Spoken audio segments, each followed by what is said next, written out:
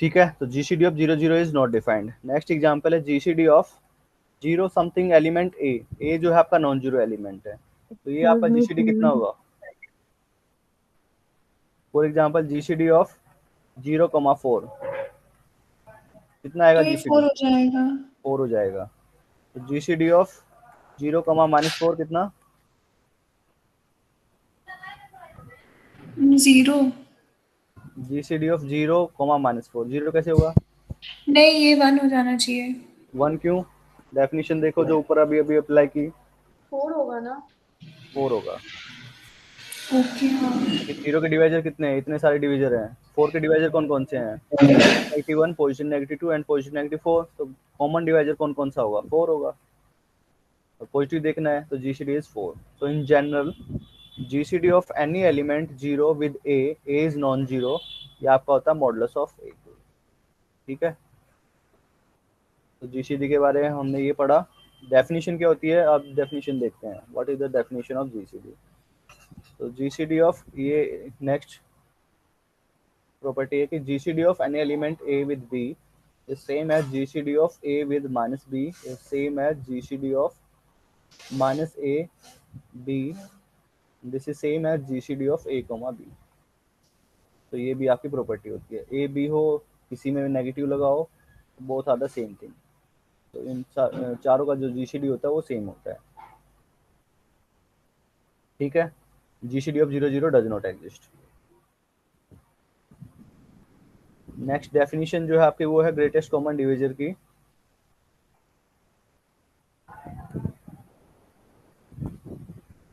GCD greatest common divisor कैसे define किया? अभी अभी जो मैंने बताया सेम वही है, लेकिन इसमें मैथमेटिकल में कैसे लिखेंगे कि कोई भी आपके पास इंटीजर है, a is an element belonging to Z and b जो है वो भी आपका इंटीजर है, इनमें से कोई एक नॉन जीरो होना चाहिए। At least one of them has to be non zero.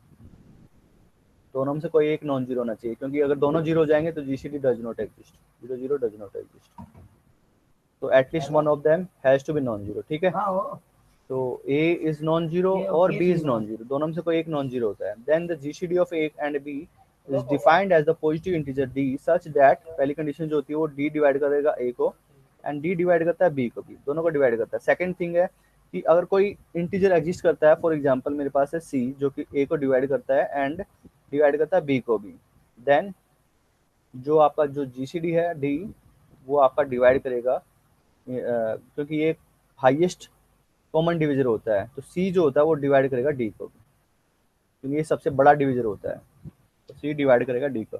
For example जैसे एन की वैल्यू मैं लेता हूँ, फॉर एग्जांपल 12 है, तो इसका 12 है और 4 ले लिया। ठीक है, तो जीसीडी ऑफ, तो इनका जीसीडी कितना होता है? 4 होता है। 4 के डिविजर है हमारे पास +1, +2 एंड +4। तो मेरे 12 के हैं +1, +2 एंड फिर आएगा 3, 4, 6 एंड 12। ठीक है, तो हाईएस्ट जो कॉमन डिविजर है वो है 4। तो इसका जो जीसीडी है वो हमने देख लिया कितना है, 4 है। अब अगर ये डेफिनेशन है कि डी जो होता है डिवाइड करता है ए को भी एंड डी डिवाइड करेगा बी को भी, तो 4 जो है आपका डिवाइड करता है ए को, ये आपका ए है ये आपका बी है, तो 4 डिवाइड करेगा 4 को एंड 4 डिवाइड करेगा बी को, डिवाइड करता है फर्स्ट प्रॉपर्टी। सेकंड प्रॉपर्टी की अगर कोई एलिमेंट डिवाइड करता है, ए को भी डिवाइड करता है बी को भी डिवाइड करता है, तो जो सी है वो डिवाइड करता है डी को। फॉर एग्जाम्पल यहाँ पे 2 है, तो 2 डिवाइड करता है 4 को, 2 डिवाइड करता है 12 को, तो इन पर्टिकुलर 2 जो है आपका वो डिवाइड करेगा 4 को भी डिवाइड करेगा। तो ये आपकी दो प्रॉपर्टी है कि जो दो एलिमेंट हैं, दो इंटीजर है, a is belonging to the integer, b is belonging to the integer, at least one of them has to be non zero. Then the greatest common divisor is defined as a positive integer d such that d divide करता है ए को भी divide करेगा B को भी divide करेगा। अगर कोई इंटीजर है जो ए को डिवाइड करता है बी को डिवाइड करता है, तो जो इंटीजर है वो आपका डी को भी डिवाइड करेगा। This is the definition of positive GCD of A and B. Sir, हाँ, एक्सक्यूज मी सर, यहाँ पे सी का क्या सिग्निफिकेंस ले रहे हैं? सी का मतलब है कि मेरे को शो करना है ना कि डी जो है हाईएस्ट है, डिवीजर है लेकिन हाईएस्ट है, तो ये जो है लोअर हो सकता है। अगर कोई डिवाइड करता है तो कहने का मतलब ये है कि जो सी जो होगा वो जो कॉमन डिवीजर है, बट सी जो होगा वो छोटा होगा डी से। ओके ठीक है। सर। फॉर एग्जांपल अब आएगा यूक्लिडियन एल्गोरिथम। तो यूक्लिडियन एल्गोरिथम जीसीडी निकालने के लिए हम इसका यूज करते हैं यूक्लिडियन एल्गोरिथम का। इसमें हम रिपीटेड एप्लीकेशन यूज करेंगे डिवीजन एल्गोरिथम की, यूक्लिडियन एल्गोरिथम। यूक्लिडियन एल्गोरिथम में क्या करना है कि आपके पास कोई भी दो इंटीजर है, a is an integer and b is an integer. दोनों मैंने अज्यूम कर लिए दोनों के दोनों पॉजिटिव हैं, that A and B are both are integer, A is positive. ठीक है, A and B are two positive integers. Then division algorithm हमने अप्लाई किया था, तो ए को हम लिख सकते हैं बी क्यू प्लस आर की फॉर्म में। तो अब A and B are the two integers, then there is a unique element q and r in z such that a can be written in the form of bq plus r, where r जो होता है क्योंकि reminder term है, so that has to be greater than 0 and less than होता है जिससे हम divide करेंगे, जिस डिवाइड किससे किया है b से, तो that has to be less than b। Now extended division Euclidean algorithm. Euclidean algorithm में क्या करना है, अब अगर मेरे पास फर्दर हम डिवीजन एल्गोरिथम अप्लाई करेंगे, ये तो हमने देख लिया, इसके बाद फिर से हम डिवीजन एल्गोरिथम अप्लाई करना है। अगर यहाँ पे आपका r जो है नॉन जीरो है, if r is non zero, तो हम क्या करेंगे, b को यहाँ पे लिखेंगे, r को हम यहाँ पे लिखेंगे, एंड अब मेरे को फाइंड आउट करना है something question Q1 plus reminder term, वो आएगी, मैंने मान लिया R1 है। तो R1 जो होगी वो आपकी greater than equal to zero होगी, एंड अब किससे लेस देन होगा, जिससे हमने डिवाइड किया है, डिवाइड किससे किया है, r से हमने डिवाइड किया है, तो that has to be less than r, that has to be less than r। Similarly if R1 non zero है, if R1 is non zero, फिर हम इसको डिवाइड करेंगे, फिर से डिवीजन एल्गोरिथम अप्लाई करेंगे। अब क्या करेंगे, R जो है इसको हम यहाँ पे लेके आएंगे R, और R1 को हम यहाँ लेके आएंगे, R1 से डिवाइड करना है, तो फिर से हम इसको लिखेंगे Q2, कोई हमारे पास डिवीजन एल्गोरिथम से Q2 एग्जिस्ट करेगा, plus reminder term for example R2। तो R2 जो है वो फिर से आपका greater than equal to zero होगा एंड लेस देन होगा जिससे हमने डिवाइड किया है R1 से ना। फिर फर्दर अब R2 आपके पास नॉन जीरो है, R2 इज नॉन जीरो, फिर से क्या करेंगे, R1 को हम यहाँ पे लेके आएंगे, डिवाइड करेंगे R2 से, तो R2 into something Q3 plus reminder term R3 जो है वो आपका ग्रेटर देन जीरो होगा और लेस देन होगा, स्ट्रिक्टली लेस देन होगा R2 से। ठीक है, further I am assuming that R3 आपका नॉन जीरो है, R3 नॉन जीरो है, तो फिर हम इसको यहाँ लिखेंगे R2 को, और ये R3 से हम इसको डिवाइड करेंगे, R3 को हम लिख सकते हैं, फिर फॉर एग्जांपल यहाँ पे आएगा question Q4 plus remainder term R4। ठीक है, ध्यान से समझना इसको, बहुत जो है R4, R4 जो है आपका greater than equal to zero होगा और किससे लेस देन होगा, जिससे हमने डिवाइड किया, तो that has to be less than R। ठीक है, तो इन जनरल यहाँ पे हम देखते हैं कि अगर ये n है, फॉर एग्जांपल इसको मैं n अज्यूम कर देता हूँ, तो ये एक ज्यादा है, फिर उससे एक ज्यादा है, यानी कि ये दो है तो ये तीन, और ये इससे एक एक, मतलब ये जो टर्म है इससे एक ज्यादा है और ये टर्म इससे दो, ये दोनों सेम है। इन जनरल अगर मैं लिख सकता हूँ Rn-2, इसको हम लिख देते हैं, एक एक टर्म एक्स्ट्रा है यहाँ पे, तो हम लिखेंगे Rn-2 प्लस वन, यानी कि Rn-1, और ये एक ज्यादा है n प्लस Rn। ठीक है, तो फिर Rn जो है आपका वो आपका greater than equal to zero होगा और लेस देन किससे होगा, जिससे हमने इसको डिवाइड किया है Rn-1। ठीक है, कब तक करना है, जब तक ये रिमाइंडर टर्म जो है लास्ट टर्म जीरो ना हो जाए। ठीक है, फिर अज्यूम कर लेते हैं हम Rn जो है आपका नॉन जीरो है, फिर हम इसको लिखेंगे Rn-1, तो हम इससे डिवाइड करेंगे Rn से, Rn आप मेरे को फाइनली मेरे को मिल गया Qn+1 प्लस रिमाइंडर टर्म। ठीक है, तो तब तक करना है जब तक हमारे पास जीरो ना मिल जाए, this is the division algorithm, Euclidean algorithm. ठीक है, समझ में आया कुछ कुछ, अब एग्जांपल करेंगे तो क्लियर होगा। ठीक है, एग्जांपल करें। हाँ सर।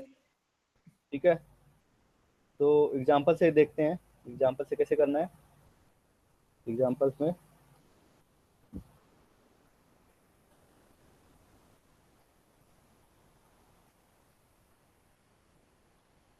फॉर एग्जांपल ये आपके पास ए की वैल्यू कितनी है,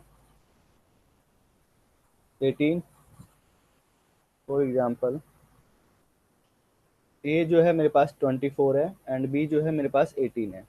ठीक है, तो डिवीजन एल्गोरिथम हमें अप्लाई करना है, तो ए को मेरे को लिखना है in the form of b Q plus r. A कितना 24, 24 को हम लिखेंगे 18, तो 18 को मैं किससे मल्टीप्लाई करता हूँ 1 से, तो 18 प्लस रिमाइंडर टर्म कितना आएगा 6। ठीक है, तो 6 आपका जो है ग्रेटर देन इक्वल टू 0 है, एंड लेस देन किससे है, जिससे हमने डिवाइड किया है, तो लेस देन 18 है।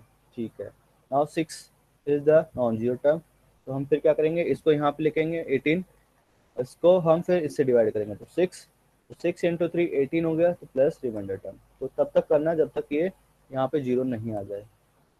ठीक है, अभी नेक्स्ट एग्जाम्पल आएंगे, वहाँ पे हम करेंगे, एक दो एग्जाम्पल और देखना है।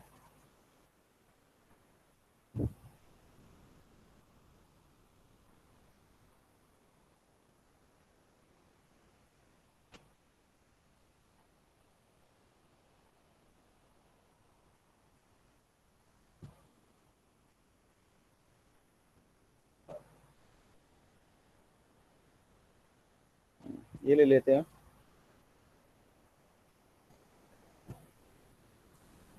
127, ए की वैल्यू मेरे पास है 127 एंड बी की वैल्यू मेरे पास 20 है। ठीक है, तो डिवीजन एल्गोरिथम हमें अप्लाई करना है। ए की वैल्यू मेरे पास कितना है 172 एंड बी की वैल्यू कितनी है 20। ए को हम लिखेंगे बी क्यू प्लस आर की फॉर्म में, बी क्यू प्लस आर, तो ए कितना है हमारे पास 172, उसको हम डिवाइड करेंगे 20 से, तो 20 इंटू कितना आएगा 6 पे जाएगा। ठीक है, 8 पे, ठीक है 8 पे जाएगा 160 प्लस रिमाइंडर टर्म बार। ठीक है, 12 जो है वो आपका ग्रेटर देन इक्वल टू 0 है, एंड लेस देन किससे है, जिससे हमने डिवाइड किया है, तो दिस इज लेस देन। अब ये नॉन जीरो है, तो हम फर्दर क्या करेंगे 20 को इधर लेके आएंगे, फिर 12 से डिवाइड करना है, तो 12 इंटू यहाँ पे कितना लिखेंगे 1 पे जाएगा प्लस रिमाइंडर सर टर्म। आपने 12 के बगल में क्या लिखा हुआ है? कहाँ पे, सर फर्स्ट लाइन में सॉल्यूशन में।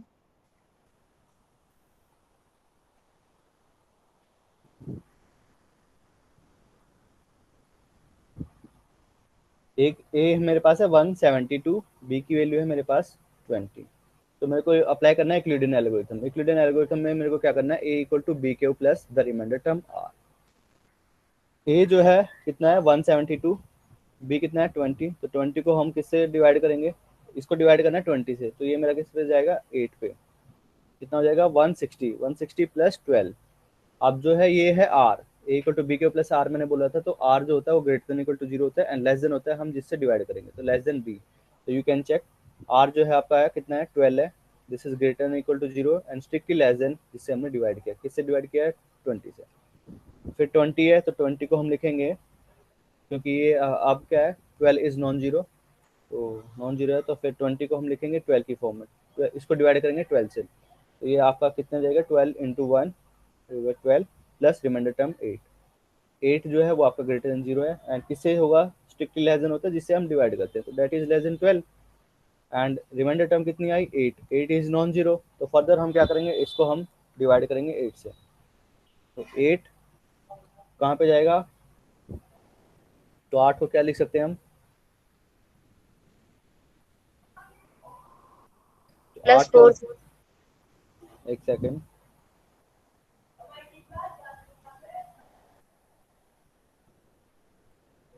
ठीक है, तो अब 12 को डिवाइड करेंगे, तो हमने डिवाइड करना है 8 इंटू 1 8, 8 प्लस 4, तो 4 जो है ग्रेटर देन 0 है एंड लेस देन है 8 से, तो 4 इज नॉन जीरो है, तो 4 इज नॉन जीरो, फिर फर्दर हम इसको लिखेंगे 8 को हम लिखेंगे 4 से, 4 इंटू 2 प्लस कितना आ जाएगा 0। 0। ठीक है, तो ये 0 आ गया, तो यहाँ यहाँ पे हम स्टॉप कर देंगे। तो इसका यूज क्या है वो, सर फिर हम उस साइड वाला स्टेप नहीं लिखेंगे? ये वाले हम यहाँ पे, लेस देन और इक्वल टू वाले यहाँ पे आ कोई जाएगा जरूरत ना नहीं है, 0। नहीं वो अच्छा अपना ओके सर। हमें अपने मतलब समझने के लिए एग्जाम में ऐसे कुछ पूछे नहीं जाएंगे, हमें समझने के लिए है। ठीक है, ओके सर। तो एग्जाम में पूछा नहीं जाएगा कि आप ये लिखो यहाँ पे ये लिखो, आपको सीधा केवल इसका यूज आना चाहिए। कुछ क्वेश्चन होंगे तो वहां पे इनका यूज होगा। ठीक है, तो ये आपको समझने के लिए मैंने लिखा है यहाँ पे। तो ये आपका डिवीजन एल्गोरिथम है। तो इसकी एप्लीकेशन क्या है, हम इसका यूज क्यों कर रहे हैं? तो सबसे पहली बात है कि जीसीडी फाइंड आउट करना होता है हमें। तो किसी भी एलिमेंट है ए एंड बी, कोई भी दो एलिमेंट है, उसका हम जीसीडी फाइंड आउट करेंगे। तो वो डी मैंने मान लिया, तो डी को फाइंड आउट करने के लिए हम इसका यूज करते हैं। तो डी की वैल्यू क्या होगी, क्योंकि छोटे जो नंबर हैं, फॉर एग्जांपल 2 है, 8 है, 10 है, इसका तो हम निकाल लेते हैं। बट हमारे पास अगर यहाँ पे जो है ए एंड बी, ये लार्ज क्वांटिटी है, फॉर एग्जांपल ये हमारे पास 3 डिजिट में है, 4 डिजिट में है, तो हम क्या करेंगे, उसको हम सिंप्लीफाई करेंगे to find out the GCD, and we will use the Euclidean algorithm to find the GCD. पहली बात तो ये है, ठीक है। दूसरी है कि सेकंड थिंग है, सेकंड प्रॉपर्टी है कि जीसीडी जो है आपका डी है। अगर जीसीडी डी है तो डी को हम लिख सकते हैं a term of sir x. हाँ सर अभी आपने यहाँ तक बता दिया कि वो मतलब रिमाइंडर 0 आ गया, उसके बाद से आपने जो भी बोला ना, आवाज नहीं आई थी, फिर से बोल दीजिए। ओके। तो इसकी जो एप्लीकेशन हम क्यों कर रहे हैं, ये तो हमने यहाँ तक ले आए, ठीक है, यहाँ तक हम इसको ले आए, ठीक है, ओके, हाँ सर, हाँ सर। ठीक है।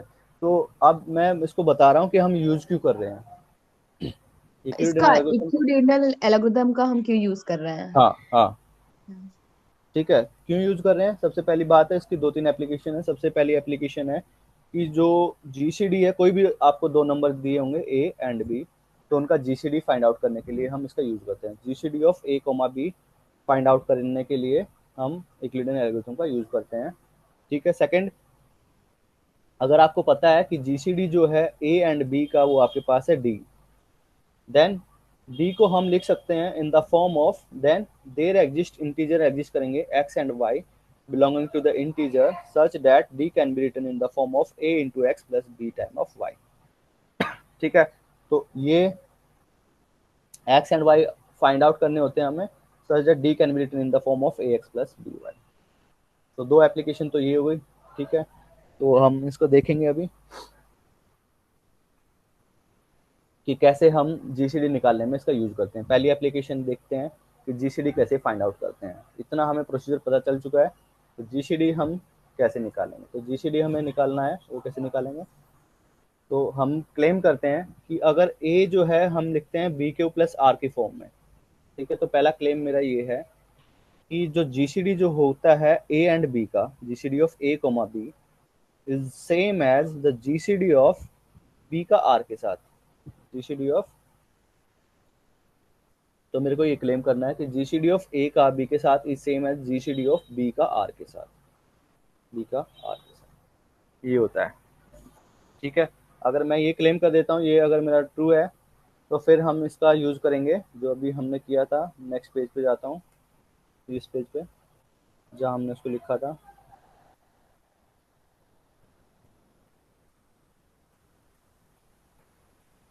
यहाँ पे आ जाते हैं, ठीक है। तो हमने इसको ऐसे लिखा था, इस फॉर्म में हमने यहाँ तक लेके आए थे जहाँ पे ये मेरा 0 बनता है, ठीक है। तो मैंने क्लेम किया है, मैं क्लेम करता हूँ कि जो जीसीडी है, अगर a equal to B Q plus R के फॉर्म में लिखा है, देन मैं शो करता हूँ, अगर मैं अज्यूम कर लेता हूँ कि GCD of a with b is same है जीसीडी ऑफ b का r के साथ है, दोनों की जीसीडी सेम होती है, ठीक है। ये अभी प्रूव करेंगे इसको, ठीक है। तो अज्यूम कर लेते हैं कि अगर जीसीडी ऑफ a का b के साथ ही सेम है जीसीडी ऑफ b का r के साथ, ठीक है। तो अभी हमने जो किया है उसको हम यूज करते हैं। कैसे करेंगे, जीसीडी ऑफ ए का बी के साथ, जीसीडी ऑफ ए का बी के साथ ही सेम है जीसीडी ऑफ बी का आर के साथ। तो यहाँ से हमें क्या मिलेगा, तो मैं साइड में लिखता हूँ, तो यहाँ से हमें क्या मिलेगा कि जीसीडी ऑफ ए का बी के साथ is same as the GCD of B का आर के साथ, ठीक है। नेक्स्ट लाइन है कि जीसीडी ऑफ बी का आर के साथ इज सेम है जीसीडी ऑफ आर का आर वन के साथ। अब बी का आर के जो जीसीडी है इज सेम है जीसीडी ऑफ आर का आर वन के साथ, आर का आर वन, ठीक है।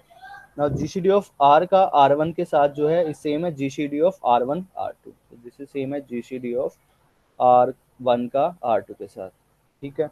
नाउ R1 का R2 के साथ जो GCD है, तो दिस इज सेम है GCD of R1 with R2 is same है GCD of R2 with R3, that is same है GCD of R2 with R3, फिर R2 का R3 के साथ GCD is same as the GCD of R3 का R4 के साथ, R3 का R4 के साथ। Now this is same as continue हम करेंगे, तो हमारे पास GCD ऑफ Rn-1 का, तो ये आएगा हमारे पास GCD ऑफ Rn-2 का GCD जो होगा Rn-1 के साथ, that will be equal to the GCD of Rn-1 का Rn के साथ, that will be the GCD of Rn का n-1 का Rn के साथ GCD, and Rn-1 का GCD Rn के साथ कितना है, GCD of Rn with 0, that is the GCD of Rn with 0। और ये मैंने अभी बताया था कि GCD of a, 0 0, a आपका जो होता है नॉन जीरो है, a इज नॉन जीरो, वो आपका होता है मॉडुलस ऑफ a। और ये जो रिमाइंडर टर्म है, सिंस R1 R2 R3 दी ज़्यादा रिमाइंडर टर्म जो है आपका पता है ग्रेटर देन इक्वल टू 0 है, एंड a मैंने नॉन जीरो ज्यूम किया है, तो यहाँ पे जो है आपका नॉन जीरो है, ठीक है, तभी मैंने इसको डिवीजन एल्गोरिथम फर्दर इसको एक्सटेंड किया है। तो this is same as GCD of a with 0 is सब मॉडुलस, ये पॉजिटिव है, Rn इज रिमाइंडर टर्म है, ये स्ट्रिक्टली पॉजिटिव ग्रेटर देन 0 है, तो इसका GCD कितना हो जाएगा Rn। तो हम क्या करेंगे, a, b का अगर मेरे को GCD फाइंड आउट करना है, GCD ऑफ a, b, तो हम इसको एक्लिडन एल्गोरिथम में हम लेके आएंगे, तो जो यहाँ पे जो 0 बच गई, तो उससे जो प्रीवियस वाली जो टर्म है रिमाइंडर टर्म, वो आपका GCD होता है, तो that GCD of a, b is Rn।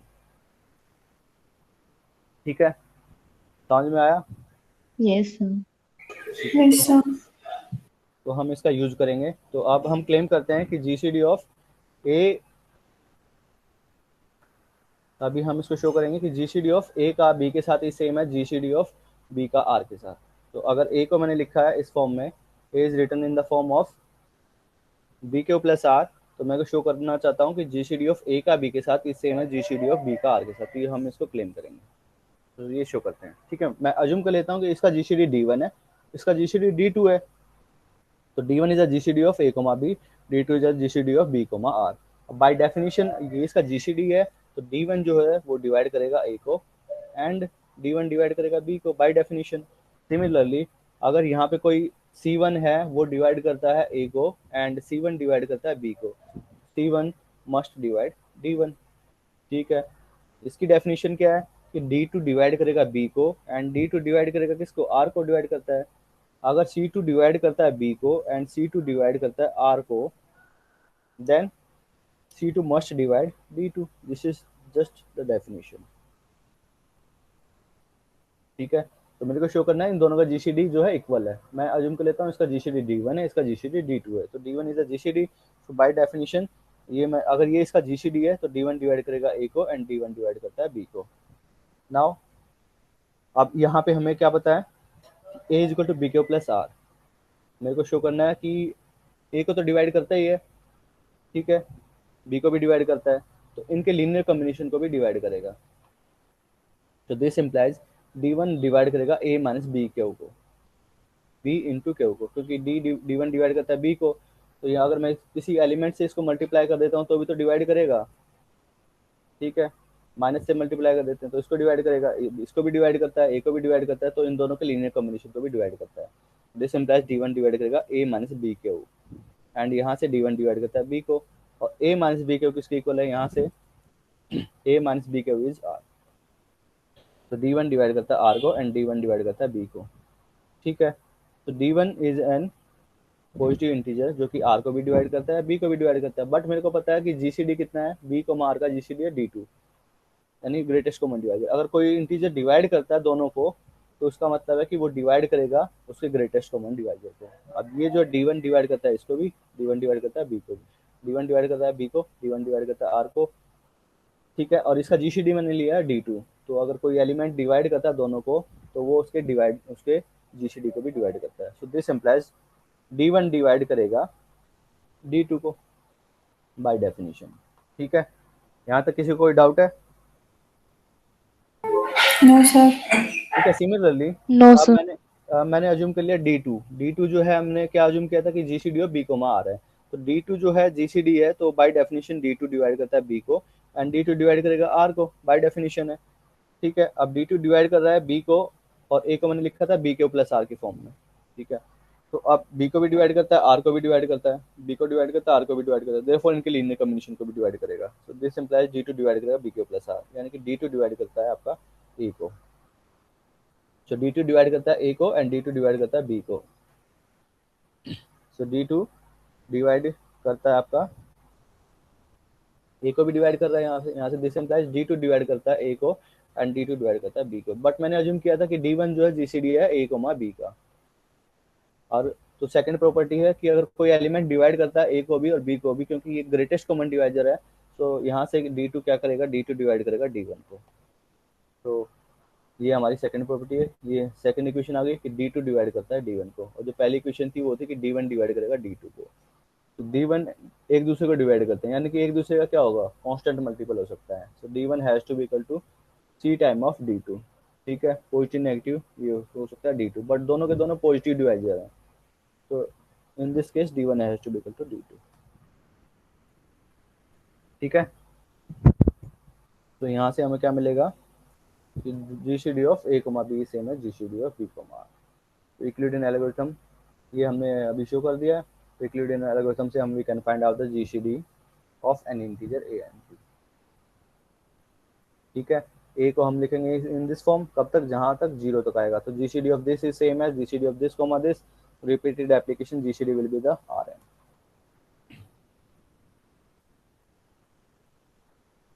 तो यहाँ पे ये एग्जांपल है कि जी सी डी कैसे फाइंड आउट करना है। तो ये हमने यूक्लिडियन एल्गोरिथम हमने अप्लाई किया है। एक हमारा कितना है 24, एज 24, तो 18, 18 into one plus reminder term 6, 6 non zero है, तो 18 को हम लिखेंगे 6, 6 इंटू 3 18 प्लस जीरो। तो दिस इज द, तो रिमाइंडर टर्म कितना हो गई जो जीरो के ऊपर है, that will be the G C D. तो G C D of 24, 18 is 6, this is the G C D. तो इन्होंने लिखा G C D of this same as 18 का is same as G C D of 18 with 6, GC 18 with 6 is same as GCD of 6 with 0, and ये हमें पता है कि GCD of a, 0 is modulus of a, that is 6। ठीक है, अब next application है यूक्लिडियन एल्गोरिथम की। जो सेकंड एप्लीकेशन मैंने बताई थी कि अगर GCD जो है a, b का वो आपके पास d है, then there exist integer x and y in integer होंगे such that d can be written in the form of ax plus by। तो ये हमें नेक्स्ट इसका भी एप्लीकेशन है, जो भी हम सेक्शन 1.4 करेंगे वहाँ पे इन जो भी मैं करा रहा हूँ सारों का यूज है, जितने भी डेफिनेशन वगैरह मैं अप्लाई कर रहा हूँ तो इन सभी का यूज है सेक्शन 1.4 में, इसीलिए मैं बता रहा हूँ। तो G C D of A comma b अगर मेरे पास डी है तो मैं लिख सकता हूँ d can be written in the form of a x plus d y. तो एक्स एंड वाई मैं फाइंड आउट कर सकता हूँ, और ये भी हम करेंगे यूक्लिडियन एल्गोरिथम से। कैसे करेंगे वो हम देखते हैं कैसे करना है। तो मैंने अज्यूम कर लिया, ये हमारा क्वेश्चन है कि डी जो है GCD of a comma b के equal, if d is the GCD of a comma b then there exist x and y such that in the integer such that d can be written in the form of this। तो ये हमें find out करना है, then there exists this। तो Euclidean algorithm में क्या करना है, a इक्वल टू a एंड b दो हैं हमारे पास, इनका GCD d है। तो यूक्लिडियन एल्गोरिथम हम अप्लाई करेंगे, a को हम लिखेंगे b के प्लस r की फॉर्म में, r जो होता है आपका greater than equal to 0 and less than होता है b से। सिमिलरली अब b is non zero, r non zero है, देन b को हम लिखेंगे b in the form of r into Q1 plus R1। फिर R1 जो होता है आपका greater than equal to 0 and less than किससे, जिससे हमने डिवाइड किया है। फिर अगर R1 नॉन जीरो है तो सिमिलरली हम यहाँ पे R1 लिखेंगे और ये R आएगा, दिस इज R। और यहाँ पे R1 इंटू Q2 प्लस, मैंने अज्यूम कर लिया कि ये मेरा जीरो हो गया। ठीक है, इतने ही स्टेप मेरे पास, 3 ही स्टेप आए जीरो तक। तो हम क्या करेंगे, बैक सब्सटीट्यूट करेंगे। तो सबसे लास्ट वाली जो इक्वेशन है जहाँ पे मेरा जीरो आया है, जीरो किसी इक्वेशन में आया है, यहाँ पे आया है, तो इससे ऊपर वाली जो इक्वेशन है हम उसको चूज करेंगे। तो यहाँ से R1 को हम क्या लिख सकते हैं, b minus r into Q1। ठीक है, तो माइनस को हम Q1 के साथ ले लेते हैं, तो r इंटू माइनस Q1। ठीक है, अब यहाँ से r है सेकेंड, जो इससे ऊपर जो वाली इक्वेशन है r है, तो r को हम यहाँ से लिख सकते हैं a minus b into Q, यानी कि इसको हम लिख सकते हैं a plus b minus Q। ठीक है, यहाँ से r को हमने लिख दिया, यहाँ से रिमाइंडर टर्म को हमने एक साइड ले लिया, बाकी को दूसरी तरफ लेके गए दोनों इक्वेशन से। तो अब क्या करना है, बैक सब्स्टिट्यूशन करना है हमने, बैक सब्स्टिट्यूट करेंगे। R1 जो है उसको हमने लिखा B माइनस आर के वन, ठीक है, इस फॉर्म में लिख दिया। अब यहाँ पे बचा R, R को हम लिख सकते हैं इस फॉर्म में, तो हम यहाँ पे R है, R की जगह हम वैल्यू सब्स्टिट्यूट करेंगे, तो B प्लस आर, आर की वैल्यू कितनी है, ये है, तो हम इसको लिख देते हैं A plus b minus q into, और ये हमारे पास कितना है, माइनस क्यू है, ठीक है। तो इसको हम कैसे लिख सकते हैं, R1 को हमने लिखा यहाँ से B माइनस आर के वन, बी माइनस आर के वन, फिर R1 जो है तो लिख दिया B माइनस आर की वैल्यू कितनी है यहाँ से, A minus B q, A minus B q into q one. तो इसको दोनों को हम सोल्व करेंगे, B माइनस ये कितना है, A इंटू क्यू वन, तो माइनस का A क्यू वन, ये माइनस माइनस प्लस, और b q into q one, ठीक है। तो अब मेरे को किसकी फॉर्म में लिखना है, a x plus b y की फॉर्म में। तो ए जो है हमारा कहाँ कहाँ से है, केवल ए तो मेरा यहाँ से मिलेगा, तो a into minus q one plus b, अब यहाँ पे भी बी है, यहाँ पे भी बी है, तो बी को कॉमन ले लेते हैं, बी इंटू वन और plus q into q one, तो ये आपका एक्स हो गया और ये आपका वाई हो गया। सो आर वन को हमने लिख दिया किस फॉर्म में, r one is a x plus b y, x जो है आपका माइनस क्यू वन और वाई जो है आपका one plus q into q one. R one आपको पता है कि जी सी डी के इक्वल होता है, तो r one is G C D, so this implies G C D of A comma b can be written in the form of a x plus b y. तो ये आपकी second application है, ठीक है, समझ में आया?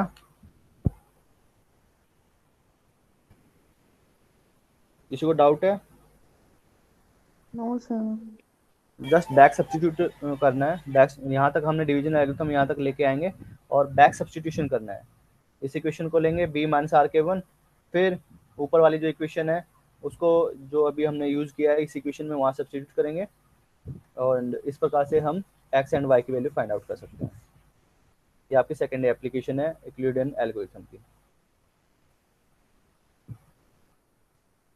फॉर एग्जाम्पल यहाँ पे गिवन है, व्हाट इज गिवन कि ए की वैल्यू हमारे पास कितना है, 10 को हमें एक्सप्रेस करना है 2x प्लस 3y की फॉर्म में, find the value of this, ठीक है।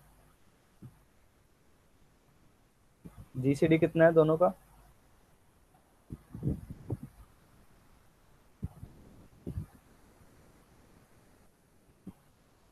जीसीडी ऑफ 2 एंड 3 कितना होता है,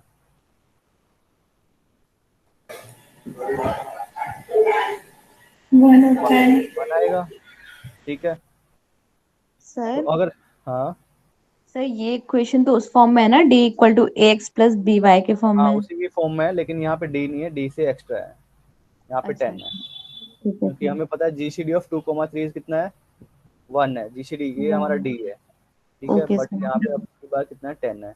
तो अगर मैं यहाँ हमारे पास इतना है तो मैं इसको 10 से मल्टीप्लाई कर दूंगा, अगर क्योंकि डी है, डी कितना है 1, 1 को मैं किस फॉर्म में लिख सकता हूँ, 2 into x plus 3 into y की फॉर्म में। अब यहाँ पे राइट हैंड साइड में कितना है, लेफ्ट हैंड साइड में कितना है 10, तो 10 से मैं इसको मल्टीप्लाई कर दूंगा, 2 into 10, for example x1 y1 मान लेता हूँ, तो 10x1 प्लस 3 इंटू 10y1, तो इसको मैं मान लेता हूँ x, इसको मैं मान लेता हूँ y, इसको हम लिख लेते हैं 2x प्लस 3y की फॉर्म में।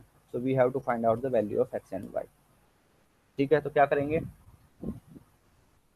हमें पता है G C D of A comma B is same है G C D of b comma a, तो जनरली हम क्या करते हैं, जो बड़े वाले जो टर्म होती हैं उसको पहले लिखते हैं, ठीक है। अदरवाइज क्या करेंगे, अगर आपको गिवन है कि जी सी डी ऑफ 2,3 ही निकालना है, तो ए आपको 2 ही गिवन है, बी आपको 3 गिवन है, तो हम क्या करेंगे, ए को मेरे को लिखना है बी के प्लस आर की फॉर्म में, ठीक है। तो ए जो कितना है 2, 2 इंटू यहाँ पे कितना है 3, 3 को यहाँ पे क्वेश्चन कितना है 0 प्लस रिमाइंडर टर्म आपका 2 ही आ जाएगा, तो ठीक है। तो इसको हम लिख सकते हैं 2 equal to 3 into 0 plus reminder term 2। अब 2 जो है नॉन जीरो है, तो क्या करेंगे, 3 को हम लिखेंगे 2 के टर्म में, तो 2 इंटू 1, ठीक है, 2 into 1 2 plus reminder term 1, 1 is non zero. Further क्या करेंगे, 2 को हम लिखेंगे 1 into 2 plus reminder term is 0, तो this is the GCD, so GCD of A comma B, तो जीसीडी ऑफ 2,3 इज, तो लास्ट टर्म जो है नॉन नेगेटिव टर्म है वो आपकी 1 है, ठीक है। अब मेरे को निकालना है 2x प्लस 3y की फॉर्म में। तो मेरे को एक्सप्रेस करेंगे, इसको हम लिखाएंगे a time of x dash plus b time of y dash. तो क्या करना है, बैक सब्सटीट्यूशन हम अप्लाई करेंगे। बैक सब्सटीट्यूशन कैसे करना है, यहाँ से बैक जो सबसे नॉन जीरो टर्म है ये है 1, तो 1 को हम लिखेंगे 3 माइनस 3 माइनस 2 इंटू 1 लिख सकते हैं यहाँ से। अब यहाँ पे 2 है तो 2 को हम लिख सकते हैं 2 इक्वल टू, ये तो आगे फर्दर सिंपली होगा ही नहीं, एक ही बार में हो चुका है क्योंकि यहाँ पे जीरो टर्म है, तो एक ही बार में हमने इसको लिख दिया। किस फॉर्म में लिखना था, डी को ए एक्स प्लस डी वाई की फॉर्म में। ए आपका कितना है 2, ए की वैल्यू कितनी है 3, तो उसको हम लिख सकते हैं माइनस का 2, ये कितना है 2, 2 इंटू माइनस का 1 प्लस बी की वैल्यू कितनी है 3 इंटू वाई की वैल्यू कितनी है 1। सो डी को मेरे को लिखना है a x plus b y की फॉर्म में। ए कितना है 2, तो 2 को हमने लिख दिया 2 इंटू माइनस 1 प्लस 3 इंटू। अब राइट हैंड साइड में कितना है, लेफ्ट हैंड साइड में कितना है 10, तो 10 से हम इसको मल्टीप्लाई करेंगे 10, ये होगा माइनस 10 प्लस 3 इंटू 10। तो एक्स की वैल्यू आपके पास कितना है -10 और वाई की वैल्यू कितनी है 10। तो यहाँ से अगर देखना चाहेंगे कितना होगा माइनस का 20 प्लस 30, तो 30 माइनस 20 इज 10। तो दिस इज वेल डिफाइंड। ठीक है, तो इसकी दो एप्लीकेशन हो गई हैं। जीसीडी फाइंड आउट करना। सर हाँ, सर एक बार दोबारा बता दीजिए ये। क्या करना है, बैक सब्स्टिट्यूशन हम अप्लाई करेंगे। ये हमने यहाँ तक देखा, ये है। तो सबसे पहला काम क्या होता है, जो जीरो टर्म है उससे ऊपर वाली इक्वेशन कितनी है 1 है, तो 1 को मैं क्या लिख सकता हूँ, इसको इधर लेके आते हैं 3 माइनस 2 इंटू 1। ठीक है, अब यहाँ पे क्या है, अगर आगे मेरे को किस फॉर्म में लेके आना है, ए और बी की फॉर्म में लेके आना है। अगर यहाँ पे कुछ टर्म होती, एक्स्ट्रा टर्म होती, तो फिर मैं इस टर्म को फिर मैं यहाँ पे इम्प्लीमेंट करता, जैसे अभी प्रीवियस एग्जांपल में किया। लेकिन ये by default a and b की टर्म में ही है। ए की वैल्यू कितनी है 2 एंड बी की वैल्यू कितनी है 3। ठीक है, तो ए 2 एंड 3 की टर्म में ही है, तो और सिंप्लीफिकेशन नहीं हो सकती। अगर नहीं होता, अगर यहाँ पे कोई इक्वेशन होती, तो फिर मैं इस इक्वेशन को मैं यहाँ पे अगर कुछ टर्म होती तो दिस माइनस दिस लेके चलता, वो यहाँ पे सब्स्टिट्यूट करता। कब तक सब्स्टिट्यूट करते हैं, जब तक लास्ट इक्वेशन यूज नहीं हो जाती। 3, इसको मैं लिख सकता हूँ 2 इंटू माइनस का 1, क्योंकि मेरे को लिखना है डी को G C D of A comma b को मेरे को किस फॉर्म में लिखना है, a x plus b y की फॉर्म में। तो ए आपका कितना है 2 है, और तो इसको मैं लिख सकता हूँ 2 इंटू माइनस का 1 प्लस 3 इंटू वाई की फॉर्म में। वाई कितना है यहाँ पे 1 है, तो ये इसको मैंने लिख दिया एप्लीकेशन से। अब राइट हैंड साइड में, लेफ्ट हैंड साइड में कितना है 10 है, तो 10 से मल्टीप्लाई कर देते हैं। तो 10 is equal to 2 into minus का 10 प्लस 3 इंटू 10। ठीक है, एक दो एग्जाम्पल और करेंगे तब ज़्यादा क्लियर होगा। नेक्स्ट है आपका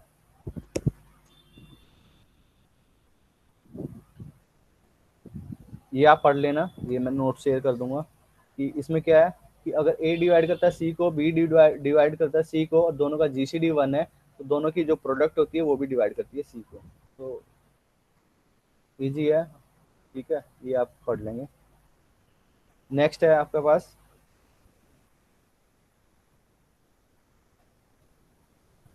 इसका भी यूज होना है।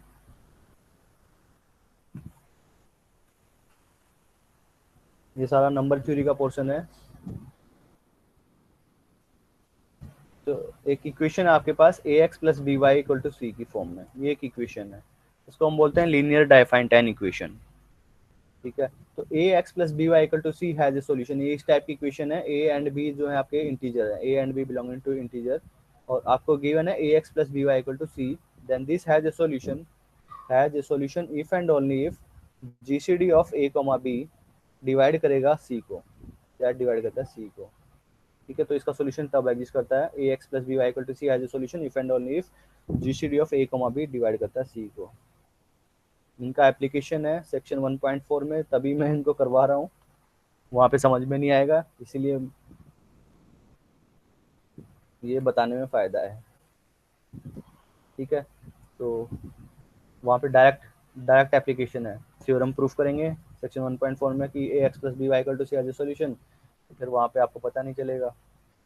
ठीक है, तो ये आपका क्वेश्चन है कि ए लीनियर इक्वेशन है a x plus b y equal to c has a solution if and only if GCD of A comma b divide करता है सी को। सोल्यूशन का क्या मतलब है, x plus b y equal to c has a solution. Solution का मतलब है कि हमारे पास x0 y0 कुछ एलिमेंट एग्जिस्ट करेंगे, इंटीजर होंगे, such that ax0 plus by0 equal to c के इक्वल आ जाएगा। So x0 y0 is called a solution. Then the set जो है हमारे पास x0 y0 is called a solution of the equation, is called the solution of the linear equation ax plus by equal to c। तो इसका has a solution, solution का मतलब है कि मेरे पास इंटीजर एग्जिस्ट करेंगे x0 y0 such that x की जगह मैं इससे रिप्लेस करता हूँ, y की जगह मैं इससे रिप्लेस करता हूँ, तो मेरे पास c के इक्वल आ जाएगा।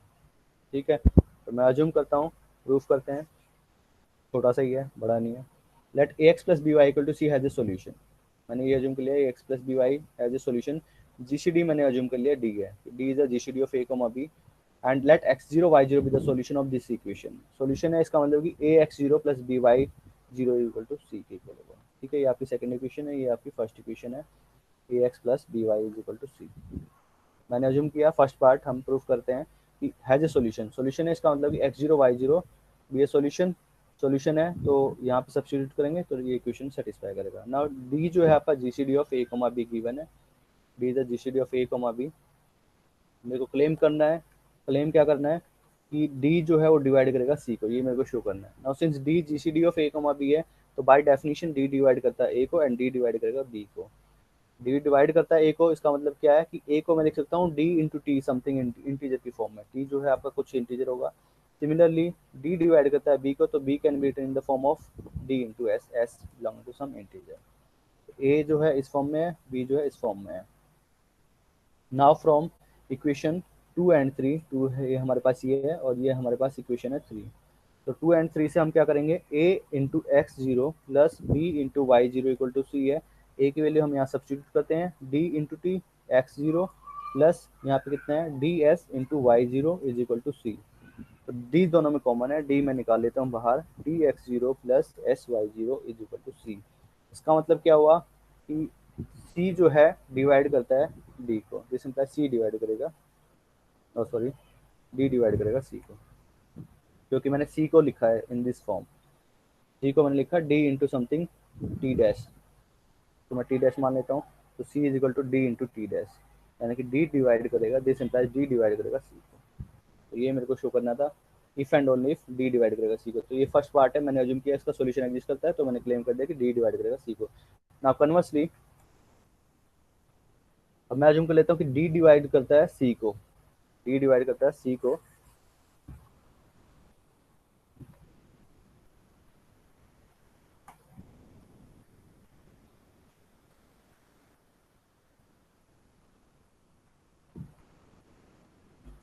मैंने अज्यूम कर लिया कि d डिवाइड करता है c को, c को डिवाइड करता है, तो this implies there exist integer exist करेगा k belong to z such that c can be written in the form of d into k। And d जो है आपका जीसीडी ऑफ a, b है, तो बाई अभी अभी हमने किया था यूक्लिडियन एल्गोरिथम से, अगर d जीसीडी है, d is the GCD of a, b, then I can find a integer x and y such that d can be written in the form of ax plus by। अभी हमने Euclidean algorithm से हमने इसको किया था back substitution से। सो d into के जो है, इसको मैं k से मल्टीप्लाई कर देता हूँ, दैट इज a इंटू के into x plus b into के इंटू वाई। d के जो है किसकी इक्वल है, c की इक्वल है, तो c can be written in the form of a के एक्स प्लस b के वाई। ठीक है, और मेरे को क्या चाहिए था, सॉल्यूशन चाहिए था कि a x plus b y has a solution. Has a solution means x और वाई फाइंड आउट करना है, तो इसको मैं मान लेता हूँ x0 ax0 plus by0 equal to c। इसका दिस इम्प्लाइज x0 y0 जो है बिलोंग करता है इंटीजर में, such that this condition is satisfied, this implies the given equation ax plus by equal to c has a solution. इसमें किसी को doubt है?